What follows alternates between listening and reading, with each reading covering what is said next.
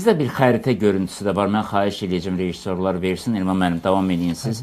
Yəni söhbət ondan gedir ki, Fars körfəzinin ərəb dövlətlərindəki Birləşmiş Ştatların çox güclü hərbi hava bazaları var, xüsusilə hərbi hava bazaları.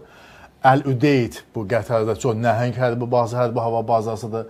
Əl-Salam bu Qətərdə çox böyük hərbi bazadır, deməli Küveytdə bazadır və eyni zamanda hətta İordaniyada zərbə endirilib.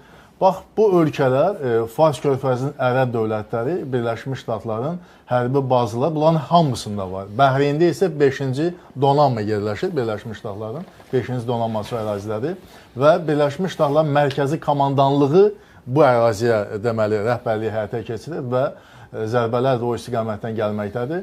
Və indi ən çox narahatlıq doğuran məsələlərdən biri də bütün dünya üçün narahatlıq doğuran məsələlərdən biri də Hörmüz boğazının bağlanması ilə bağlıdır. Bu dəqiqələrdə gəldi məlumat ki, Hörmüz boğazı açılıb və da. bunu General Möhsin Rızai bildiribdi. Bu artıq deməli gərginliyin azaldılmasına xidmət edən bir addımdır hesab edirəm.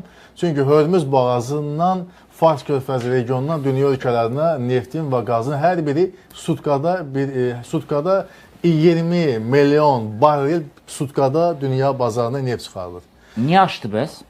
Görünür ki, indiki reallıqda baxıblar ki, bugün müharibə Birləşmiş Ştatlar və İsrail arasında aparılırsa, İran arasında aparılırsa, Hörmüz boğazının bağlanması ilə elə birinci zərbə özünə dəyər İranın. Niyə? Çünki ən böyük alıcısı Çindir.